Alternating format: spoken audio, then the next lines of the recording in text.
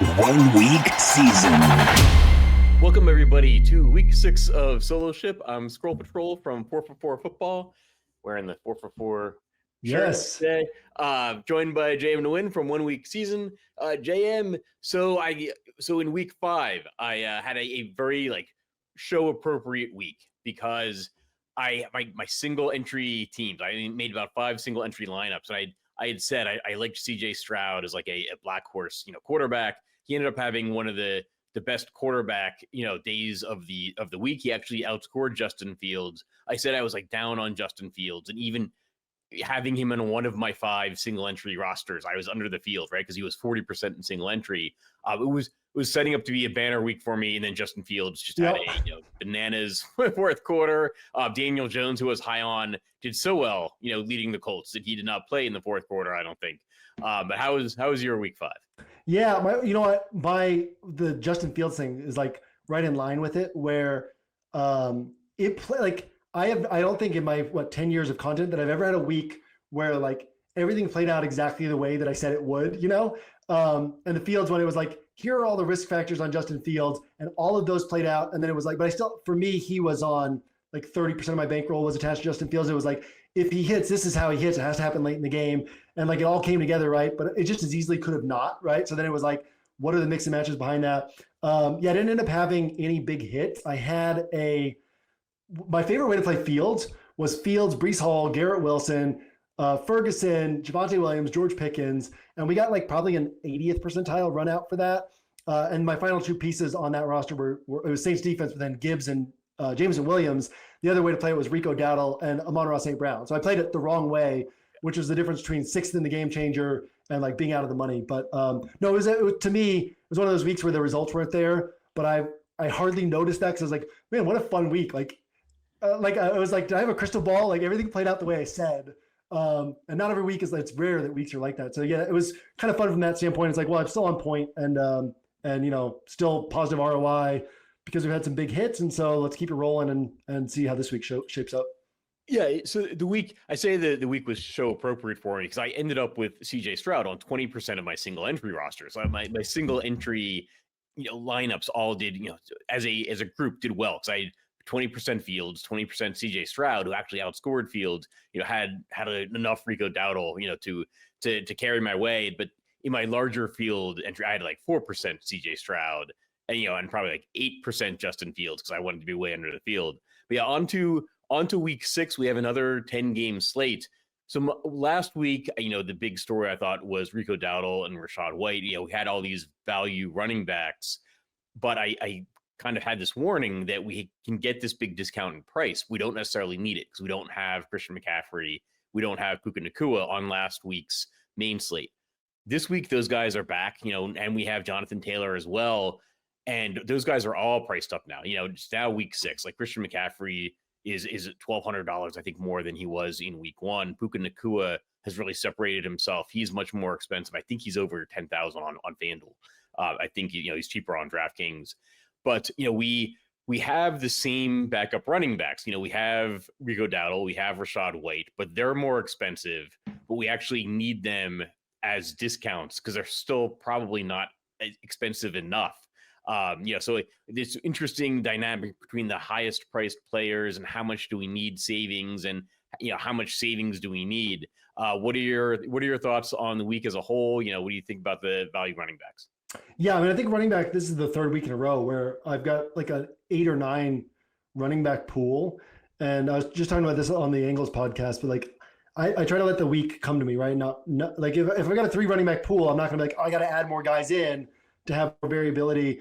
If I've got 8 guys, I'm not going to artificially say, all right, I'm cutting these guys out or take a stand here, right? It's I like these 8 guys. I'll mix and match them across my single entry 3 max. In the last couple of weeks, doing that, you just exposed you to a bunch of 25 to 30 point scores, right? So last week I had 50% Rico Dowdle because I felt and we talked about last week, there's really no place to spend that salary, but it was kind of what I kept saying was he can post one of the top running back scores on the slate and he's 4,300, right? So it's not we're just hoping for a good salary multiplier. We think he can put up one of the top scores, and he ended up putting up the top score.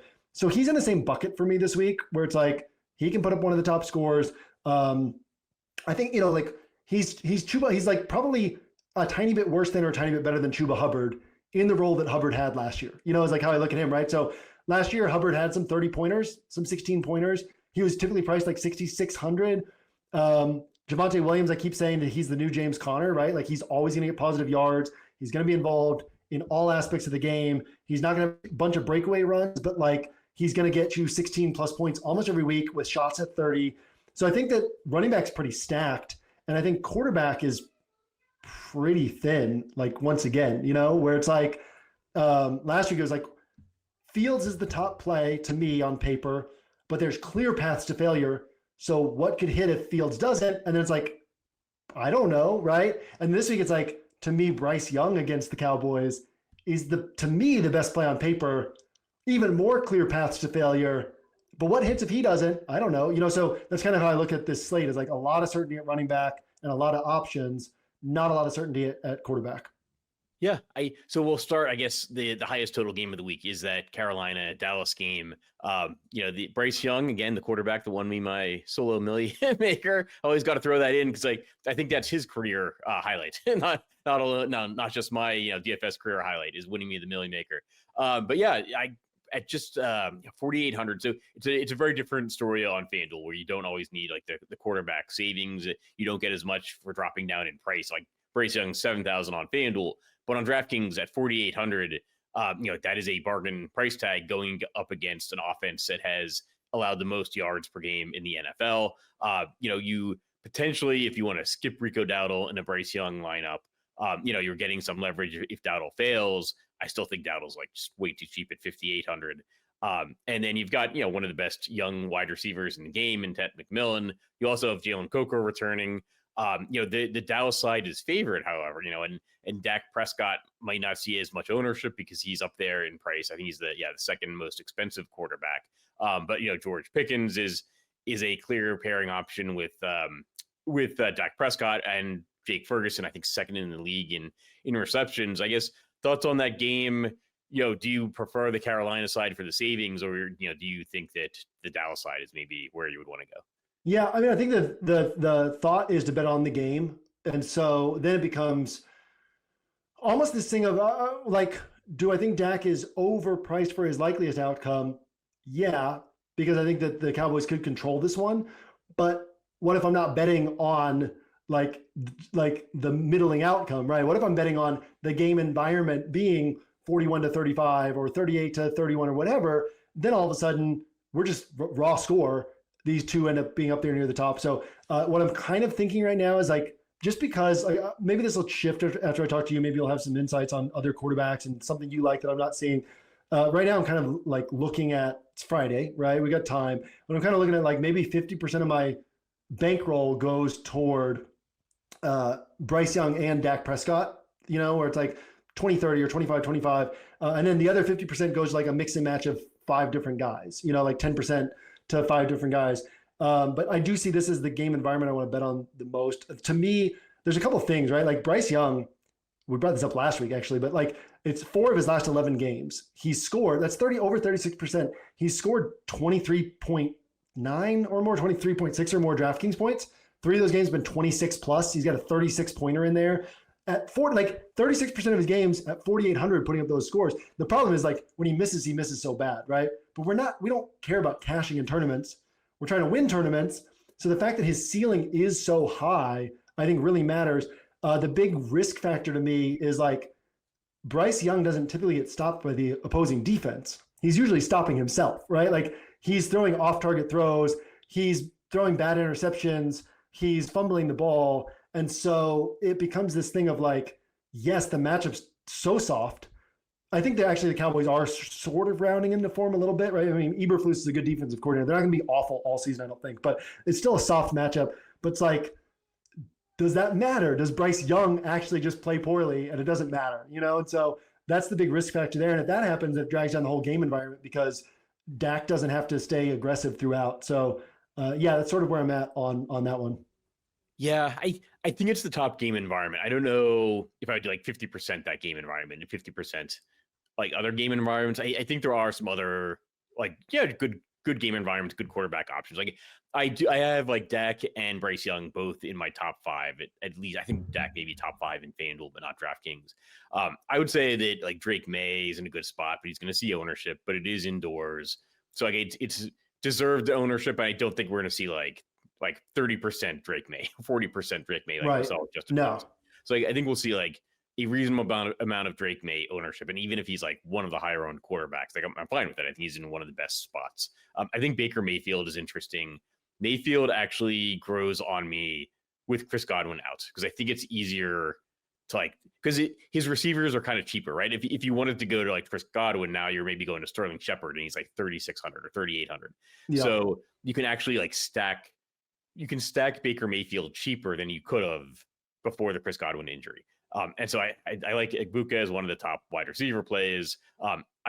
I've been mentioning Cade Otton on every show I've done so far. So I'll continue to mention Cade Otton. That we always think of Cade Otton when the Bucs have like a really depleted wide receiver core, right? Like that stretch of games he had where like Mike Evans was out, Chris Godwin was out, and Cade Otton was like the wide receiver one. Well, we're kind of back in the situation where, Chris Godwin and Mike Evans are out. Of course, Egbuka is there now, but I think at his discounted price tag and not much of an opportunity cost at the tight end position, I think Cade Otton deserves mention. Yeah, so just another way of saying, I think you can stack up Baker Mayfield cheaply, and he's the second or highest scoring fantasy quarterback so far this season on this slate in terms of guys on this slate. Like he's like second, I think, in DraftKings points per game, first in FanDuel points per game. And then other quarterbacks like Spencer Rattler, I think deserves some consideration. And I'll throw out a pretty ugly name, but Cam Ward, I think is like viable for like super large field tournaments because I think the Raiders are going to be the softest defense he's faced so far in his NFL career. And he's faced some really tough defenses, but like now it's starting to be, well, he's got some experience under his belt. He's ridiculously cheap. No one's going to play him. And Cam Ward will go down, I think, as my off the radar play that I'm over the field on in my 150 set. Yeah, I'm on board for that in large field play. And I'm on board for my other, the guys, the main guys I'm circling, like if I have 5 other guys, right now on Friday morning, Friday afternoon, like those 5 guys would probably be Drake May, Justin Herbert, both quarterbacks in the Bucs 49ers game, and Trevor Lawrence. And so, because it's like the Bucs 49ers is a game that could become super high scoring. That Jags Seahawks game could become super high scoring. And if it's super high scoring, we know that Darnold isn't going to throw the ball more than 34 times even then. And he's not going to run the ball until like Trevor Lawrence has more outs to the top score from that game environment. And so it's kind of like, where else could the game environments develop? I like the thing with Drake May. I think that he's the highest probability guy to post like 20 to 24, but like pretty low probability to hit it like 28 to 30. So if it's one of these weeks where nobody hits 28 to 30, Drake May ends up being kind of like the way to go. Although I do think, I don't think it's easy to figure out who to stack him with. Like, I don't think Stephon Diggs is just the auto play that people are going to think. But yeah, it's harder for me to see the ceiling because the Saints are like, they're not bad on offense, but they're also not good, right? They haven't top 20 offensive points this year. And with Christian Gonzalez back, the Patriots defense is good. So yeah, it's hard for me to see that becoming like a high scoring game where the Patriots are pushed to be really aggressive. But I think that the solid score is there to be had for Drake May. It's hard to find like things to love this week. I think there's this is a very high variance week at the quarterback position. I'll say that something that strikes me this week is it's probably a good week to overstack or like to be stacking every lineup. So like just in terms of Drake May, I would say like Hunter Henry and Rashid Shaheed maybe, and you know it's a skinny stack, and then you just hope those guys hit. Maybe Drake May gets a rushing touchdown. I'll say when the prices are rising now on our reliable guys, like our Christian McCaffreys, like Puka Nacua, Jonathan Taylor, like all those guys, the price is going up. And so like week 1, it would have been like, well, I'm just like jamming in McCaffrey, some good wide receivers. Now with pricing a lot tighter, like you have to be hitting on some like value options, and those value options are maybe only hitting when like they're paired with your quarterback. So I think you do want to it's definitely as the season goes on and pricing gets tighter, I think it's more important to stack.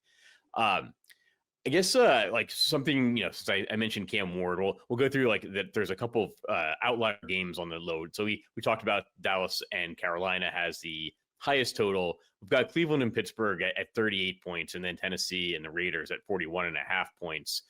All of the other 7 games are pretty packed between like 43 and 47, I think 47.5. Anything that you like from Cleveland, Pittsburgh, or Tennessee and the Raiders, or are those like scratch off games for you in single entry? Yeah, no, I think Quinshon Judkins and David Njoku are both viable from the Steelers and Browns game. The only concern with Judkins is like he's kind of a step below the other obvious running backs to me, because like it's harder for him to get a 2-touchdown game if the Browns have a hard time scoring 2 touchdowns. But the Steelers haven't been as scary on defense this year as they have been in the past. They're coming off a bye, right? That helps them quite a bit with Mike Tomlin. And Dylan Gabriel, like they didn't ask him to do a lot last week. It was a lot of short area throws and just make the right decision, make the right read, keep the offense on schedule, and then run the ball with Quinshon Judkins. So I could see the Browns scoring like 17 or 20 points here, and Judkins getting both those touchdowns. And then, I think Njoku. And then for the Raiders one, I've been back and forth on Genty, but it is like only because the offense around him is so bad that like if all you can do is run the ball and get hit behind the line of scrimmage and then like throw downfield and occasionally hit it, most of the time you're punting, because like it's 2nd and 10, it's 3rd and 10. Yeah, you just hit a 30-yarder, but now you start a new set of downs and like you got to start all over again with another 2nd and 10, 3rd and 10. So Genty, I've been like back and forth on like, can the Raiders lean on him enough to stay on schedule against the Titans? And then I think that like on the Titan side, you've got cheap enough guys that it's viable. Both those games, like not the Steelers Browns game. I don't see that one trending high scoring. I think that there's 2 viable guys in the Browns. The other game, like Raiders and Titans could trend high scoring. Like it could be a weird random 31-28 game with a bunch of cheap guys and nobody's on them. Yeah, I think it's a game. I'll definitely have some stacks. Probably not single entry, but Genty, Calvin Ridley, like Cam Ward is like makes some sense. And I say that it's one of the lower 2 lower scoring games on the slate. Well, it's 41.5, and most of the other games are between 43 and 47. It's not like it's touchdowns less than the other game. But I kind of agree. I think it's Quinshon Judkins or bust for me. With the Cleveland Pittsburgh game, Judkins is interesting because he's priced right between Rachaad White and Rico Dowdle, and people are just going to click on White and click on Rico Dowdle. Projections are going to click you on, get you on White and Dowdle. But like Judkins is like still projected fairly decently, like within a touchdown, within 3 or so DraftKings points. So he could easily outscore those guys at lower ownership because he's so talented. But I don't know, it might not be the week, but it's something to keep in mind. Wanted to talk about the wide receiver position. Like when I run some like sample lineups, the top wide receivers I get are Chris Olave, Stephon Diggs, and like I know why, right? They're 5,100 and 5,800. Diggs has had 2 big games. Chris Olave is 2nd in the NFL in targets, doing absolutely nothing with them. I guess your thoughts to the wide receiver position in general, Olave and Diggs, and I'll throw out the third guy, Puka Nacua. Obviously different price range, but I have some concerns on Puka. So I'll let you go first on Olave, Diggs, and the wide receiver position in general. Yeah, I think wide receiver is thin this week. I think there's a lot of guys in the 4,800 to 6,200 range, 4,800 being Juwan Jennings and Trey Tucker, 6,200 being Brian Thomas Jr. So those guys and everybody in between. So this is all DraftKings. That's where I play. But in that pricing range, I think that there's a lot of guys who are capable of scoring 25 to 30. There's a pretty good chance like one player from that range does it. And then like a bunch of other guys, if you're just hunting in that range, are going to score like 8, 11, 12, something like that, right? To me, Diggs and Olave are way down the list in that range. And I think that the range is wide open enough that I'm not going to like try to talk people off those guys. But, Olave hasn't topped 60 yards. And this whole offense is predicated on these short throws. He has 1 or 2 downfield targets, so it can happen, right? Happened for Shaheed last week. And then Diggs, I don't think we're gonna fast forward a month from now and like Diggs is priced at 7,200 or something, right? I don't think that this is his consistent week. He played 30 snaps last week. It was a back and forth game. They're chasing points against, the week before he did it on 7 targets. And Diggs isn't like a big play guy. 7 targets for him is typically going to be 5 catches for like 60, 65 yards. Last week it was 12 targets in a very unique game environment. He had 7 targets. Drake May only threw it 17 times that game, but like Diggs isn't playing a ton of snaps. He played 30 snaps last week. They're still working him back in. This is an offense that rotates players. And so, yeah, I don't think that Diggs, I think we have two weeks in a row. And when we fast forward to the end of the season, he's going to have like 4 of these types a week throughout the season, right? So it's like 2 of them just happen back to back. Puka, to me, what I've said this week is like, I don't think he's a key decision point on the slate. I think his chances of posting a score that you had to have at his price tag are extremely low, but he's capable of it.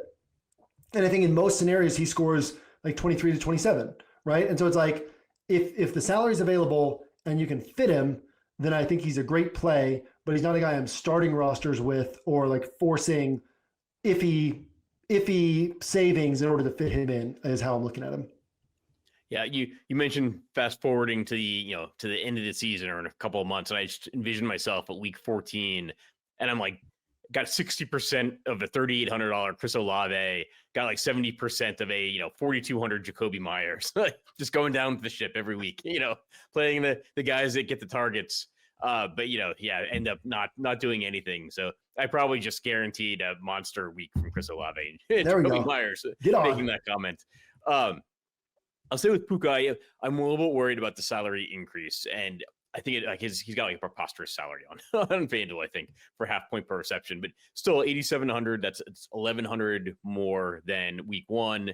And there's like a little bit of a weather concern. Like it might actually rain. I think we're getting like a nor'easter or something this weekend. So we might get some like rain and high winds in Baltimore, in which case I think it might be like the Rams are going to score points. But more and more, I'm thinking it might be Kyron Williams. Like it might be a Kyron Williams week rather than a Puka Nacua week. And like you've got like Jackson Smith and Jigba right there, kind of lower in price. And so like I'm kind of like gravitating towards like the young wide receivers, like thinking like, oh, Jackson Smith and Jigba, like Ted McMillan and Egbuka, like might end up being my 3 highest owned wide receivers. I think we had touched on like Seattle a little bit already, but Sam Darnold and JSN like might go down as a pairing where we look back at the end of the season and we think like, why do we not just play this, every week, right? Like Sam Darnold, I think 4 touchdowns last weekend, last Sunday. Like, why are we not playing him? I kind of like the Seattle side more than the Jacksonville side. Like Trevor Lawrence, if Trevor Lawrence hadn't scored 2 rushing touchdowns last game, I think one of which he dropped the ball before he scored. Like he dropped the ball, picked it up, and ran into the end zone. Like I think his fantasy production would look much worse. Yeah. So I kind of side with the Sam Darnold JSN end side of that game. But yeah, I guess like moving down the wide receiver position, like any thoughts on like somebody else that jumps out at you? Jalen Waddle probably going to see some ownership. George Pickens. Any of the Colts guys, Pittman or Downs, any other wide receiver thoughts? I hadn't gotten into my Kevin Roth brain yet and started looking at the weather, but if there's weather concerns, this changes, but I think Zay Flowers is really interesting because I think Cooper Rush, like we've all changed our perception completely about him off of one game against one of the best defenses in football. And one of the things I've talked about this week is the Texans are a good defense because people are like, oh, well, now they're playing the Rams, another good defense. The Texans are a good defense because it's really hard on a play-by-play basis to like find open guys, move the ball on a play-by-play basis. The Rams are a really good defense because they have a great pass rush that disrupts drives, So it's very different. Like on a play-by-play basis, especially with this beat-up secondary for the Rams, like you can move the ball against the Rams. Cooper Rush, last week, it was all like, oh, he's 9-5 as a starter. I remember, I think it was Chris Sims, who like I have a ton of respect for. Early in the season, he was like, why is nobody giving Cooper Rush a chance to be a starter? It's like this dude has done well when he's been given opportunities. And now he's, second week, he's going to be starting. I think Zay Flowers is very viable in this spot as a guy that nobody's going to be on and has as much ceiling as anybody else in this range. Yeah, I mean, I think Waddle's viable. I think Ted McMillan's very viable. I think Quentin Johnson is viable again. And those are probably the guys who stand out to me the most in this range. And then I think whoever's the number 1 receiver for the 49ers, so that's going to be Juwan Jennings or Kendrick Bourne, is viable. And we've been talking about Kendrick Bourne since his first week when he was 3,600 and 0% owned. It was like, this is Mac Jones' guy. Like he just came back to the 49ers and then he had to go put up that monster game off the main slate. But yeah, whoever's the number 1 there is viable as well. Yeah, Jennings is now priced below Jawan Jennings or below Kendrick Bourne. Yeah.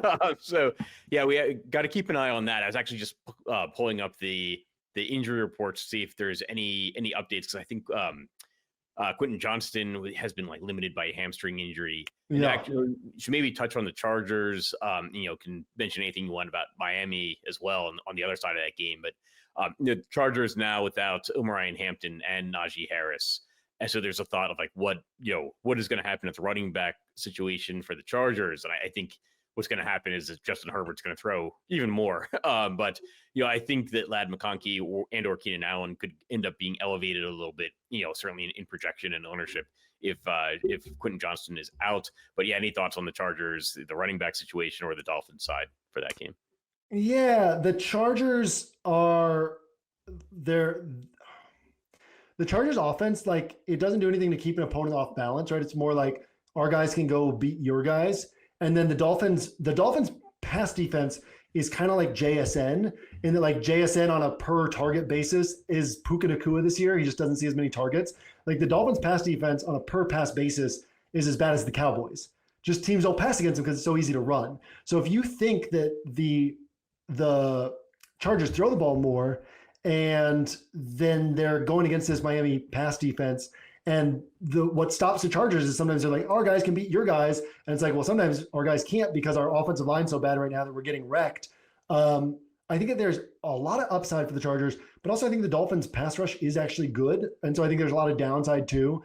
And then I don't know that I am confident in the Dolphins being able to do it against the Chargers defense. So yeah, there's a lot of question marks for me on this game. I do think it's a very wide open game in how it could play out, right? Like I was the 40 or 44 or 44 and a half over under. Like I was completely unsurprised by that, but I know other people have seen it and be like, whoa, that feels low for this game, right? And I think that sort of shows where this game stands, is like 44 is probably a good number, but it could play way to the upside as well. And so I think that this is a game that we got to account for. So yeah, I mean, like I said earlier, Herbert's kind of one of these satellite guys for me. It's like rotating around this Cowboys-Panthers game. I think it's very viable. I think there's just a lot of question marks here. If Quentin Johnston ends up being out, it makes it a little bit easier because then you get a chance for like a Ladd McConkey 12-target game, and Keenan Allen, short area, but like 8-9 targets. So yeah, lots in the air on that one, I think. Yeah, I like just comparing the game totals. I would have thought like Seattle and Jacksonville would have been lower than Chargers Dolphins, right? But it's not. It's like the Chargers Dolphins is lower by about 4.5 points than Seattle and Jacksonville. I'd be remiss if I didn't mention the team with the highest implied point total of the week, which is the Packers. One of the reasons we haven't mentioned them so far is because they're 15-point favorites against the Bengals. Joe Flacco driving across the state to start for the Bengals. Is that a game that you can go to with the high total? Obviously I think Josh Jacobs would be in play, but actually I don't mind the idea, of playing some Jordan Love. I think we've seen this with Detroit in the past, where they're massive, like 2-touchdown favorites. Everybody's like hands off, assuming it's going to be a split between Montgomery and Jahmyr Gibbs. And then, Jared Goff has had some big games in those situations. Do you think Jordan Love is a place you can go in like large field or single entry, or do you just like Josh Jacobs, or is it totally hands off for that game? Or do you like the Joe Flacco side? No, I don't like the Joe Flacco side. I like Jacobs a lot. With Love, really thought about this one, and it's like he's done it before actually in a blowout win, I think one time, but it's not like the nature of this offense, and they're not a precision like them. Like last week, I don't typically bet over unders or lines or anything like that. And last week I took the Lions over 10.5. And then I also bet alt lines of like over 11.5, over 13.5, over, like, I thought the Lions were just going to stop them. Right. And this week I actually took the Bengals when it was 14.5, because it's just like the Packers aren't that like precision attack that the Lions are. They're more run the ball and then throw the ball downfield. But once this game gets out of hand, how much are they going to keep throwing it downfield? Right. So then you really are just hoping for the touchdowns. So yeah, I'm not like, I think Love is viable. I think he's totally viable in large field play. I like dove into it because I think small field is wide open at quarterback. And so I was like, maybe it's Love. And my conclusion was like, no, that's not where I'm going. Doesn't mean I'm going to be right. But that was sort of how I ended up landing on that one, was like, no, not for single entry 3 max for me. But I do think like that question is worth exploring. and different people might come to different answers and like might decide, yeah, Jordan Love is the way to go here. It's not how I'm seeing, especially because you don't know who to stack him with. But I think Jacobs is the dude, and I think in large field play, Love can make sense for sure. Yeah, I guess. Yeah, I think I'm higher on Jordan Love than you are. I'll note that he's like the 5th or 6th most expensive quarterback, and that's viable, right? For a team looking at a 30-point implied point total, I do think some of the attack could come through the air and not just like through Josh Jacobs, or sometimes Jacobs gets a reception as well. I guess that about wraps up the 30 minutes. Any final thoughts on the slate that we didn't get to?